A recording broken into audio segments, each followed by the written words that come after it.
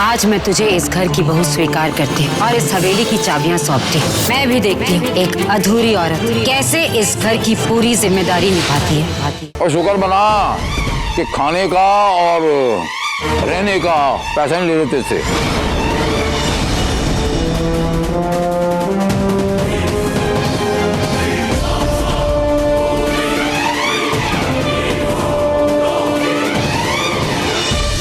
और सामने कौन चिट्ठी भेजेगा? दिखाई जरा। ठीक है, फिर से कर। पापा, ये मेरा लेटर है, दीजिए। ये मेरा इंटरव्यू कॉल लेटर होगा।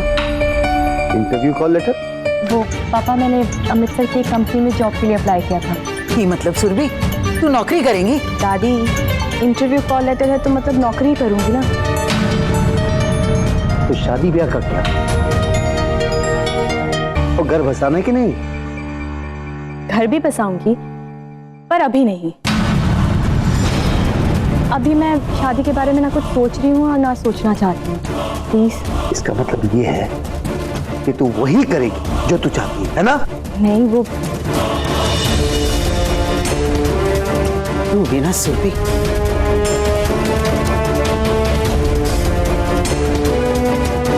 पुत्र, बस तेरे पापा और दादी ठीक ही तो कह रहे हैं पुत्र। मैं सब समझती हूँ नानी, पर अपना भला बुरा भी तो मुझे ही देखना होगा ना। कल जब वरुण डिवोर्स पेपर देने आया तो एक पल के लिए बुरा लगा मुझे, पर फिर सोचा कि यही चाहती थी ना। फिर सोच रही थी कि अब क्या करूं आगे। मिल गया रास्ता, आ गया इंटरव्यू कॉल लेटर। हाँ पुत्र, ये सब तो ठीक है, पर पुत्र शादी करूंगी नानी, बस थोड़ा सा वक्त दे दीजिए मुझे मेरे खुद के लिए।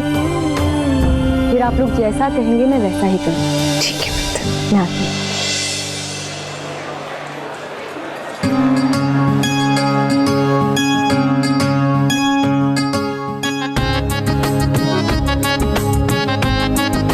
ये है हमारे परिवार की नई सदस्य। हाँ मलका दीदी, ये तो आप बिल्कुल सही कह रही हैं। अरे तो बहुत प्यारी है। हम सब इसका स्वागत खूब धूमधाम से करेंगे। हाँ हाँ बिल्कुल। तो जाओ फिर पूजा की तैयारी शुरू करो। मेरी बच्ची मेरी बच्ची मुझे लौटा दो। मेरी बच्ची मुझे दे दो।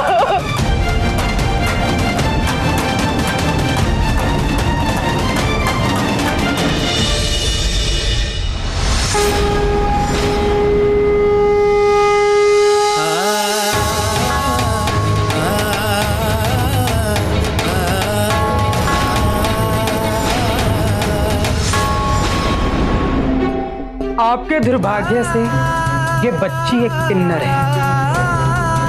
समाज इसे अपने बीच जीने नहीं देगा। मुझे समाज से लेना देना नहीं। मुझे मेरी बच्ची वापस चाहिए। मैं इसके बिना नहीं जी सकती।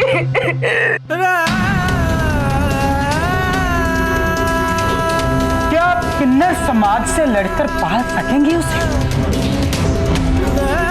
नहीं पता, लेकिन जब तक मैं जिंदा हूं, मैं इसे अपने आप से दूर नहीं रख सकती। और अगर मैं नहीं पाल पाई ना, तो मैं खुद इसे आपके पास लेकर आऊंगी। लेकिन तब तक इसे मेरे पास रहने दीजिए। इसे मेरे पास रहने दीजिए। कहाँ ले जाओगी इसे? चुराकर नहीं लाएंगी इसे। तुम्हारे पति ने इसे खुद हमारे गोद में दिया है। और अगर कल को तेरा पति इसी जमीन में गाड़ देगा तो क्या करेगी?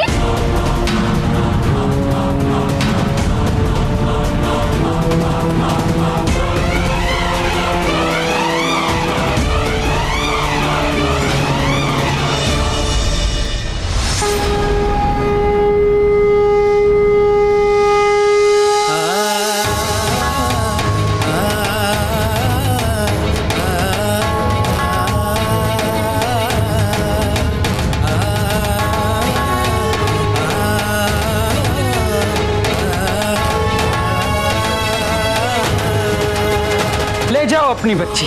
और अगर इसे ना पाल सको तो ले आना हमारे पास।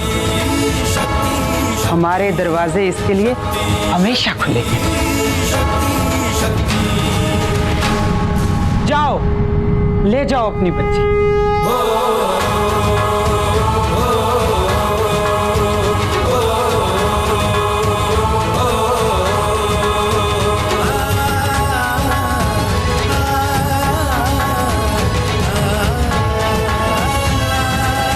लोगों पर दया करके उनके किन्नर बच्चे को उन्हें लौटाते रहे तो हमारी किन्नर बिरादरी तो खत्म ही हो जाएगी।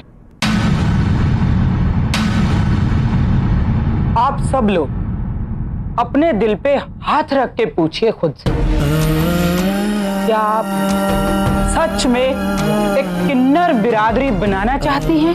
हमारी किस्मत ने साथ नहीं दिया। अगर किसी की किस्मत उसका साथ दे रही है तो क्या हमें उसे बढ़ावा नहीं देना चाहिए?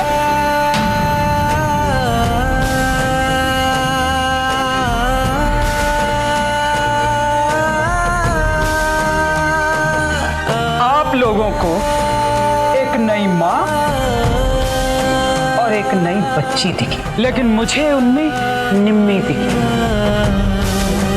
और सौम्या दिखी। एक गलती मैंने पहले की थी, जब निम्मी के संघर्ष के बीच आकर उसकी जिंदगी मुश्किल कर दी थी।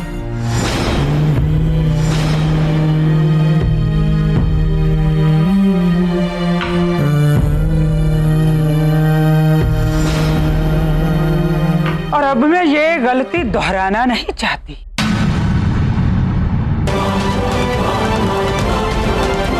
और ना ही किसी और को गलती दोहराने दूंगी।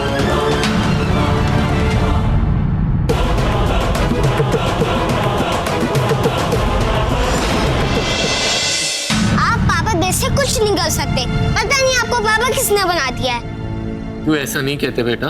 पापा आप रहने दीजिए, इतनी गर्मी में आइसक्रीम भी नहीं खिला सकते। मुझे आपसे नहीं बात करनी। अरे चिंटू बेटा सुनो तो। चिंटू,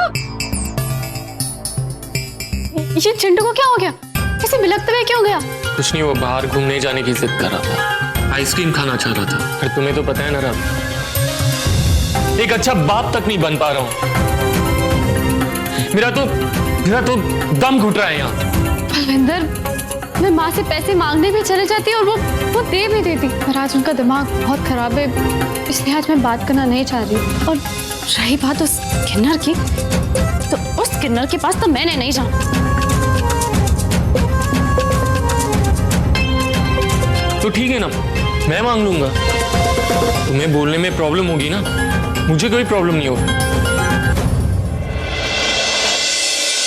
क्या कर रही हो गुलाबो? कुछ नहीं जी, वो बस कमरे की साफ सफाई कर रही थी। अच्छा सुनो, वहां ना मेरा कुछ छूट गया है, बहुत जरूरी है, जल्दी ढूंढो। मैं तकिए के नीचे ही छोड़ के आया हूँ। तकिए के नीचे? एक मिनट जी। हाँ,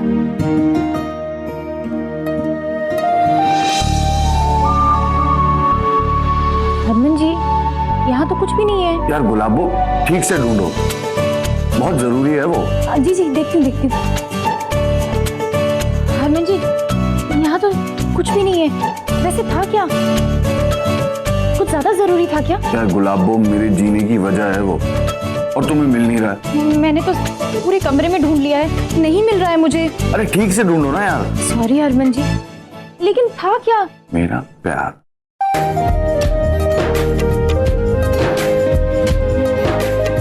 जिसका एक हिस्सा मैं तकिए के नीचे छोड़ कर आया हूँ। हरमन जी, आप भी ना, आपको हमेशा मजाक सूझता है। पता मेरी यहाँ जान सूख गई थी। अरे गुलाबो, खोने वाली चीज होती तो फोन करके सबसे पहले उसके बारे में बोलता ना। और वैसे भी तुम्हारे होते हुए मेरा प्यार कभी खो ही नहीं सकता, क्योंकि तुम हो। प्यार है तो तुम हो और मैं हूं। अच्छा जी, ठीक है।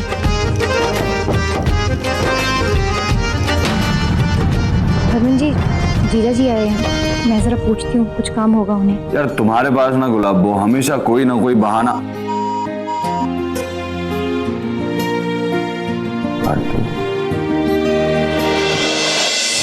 जी आइए ना। जी सॉरी, आप वो फोन पे बात कर रही थी। नहीं जी, कोई बात नहीं, बात हो चुकी है। आप प्लीज आइए ना। वो कुछ पैसों की जरूरत थी। अब इस घर के सारे हिसाब किताब आँख ही देखती है तो। आप इस घर के दामाद हैं जी, आपको कभी भी किसी चीज की जरूरत रहे तो आप बेझिझक बोल सकते हैं। मैं अभी आपके लिए पैसे लेकर आती हूँ।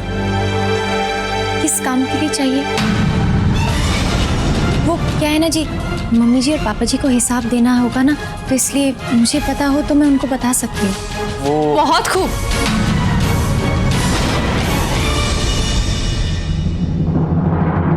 अब मैं बोलूंगी तो बोलोगे कि बोलती है, लेकिन हमारे इतने बुरे दिन नहीं आए कि अब एक किन्नर को हिसाब देना पड़ेगा। ऐसी बात नहीं है जी, वो मम्मी जी अगर पूछेंगी तो मुझे पता होना चाहिए, इसीलिए इनसे पूछ लिया। वैसे तो मैं हिसाब नहीं दूंगी तो तुम मुझे पैसे नहीं दोगी? नहीं जी, मैं पैसे नहीं दे सकती हूँ। मतलब मेरे ही घर में मेरे ही पति को मेरे बाप के पैसों के लिए मना कर रही? तुम होती कौन हो? तुम्हारी औकात ही क्या है? हाँ,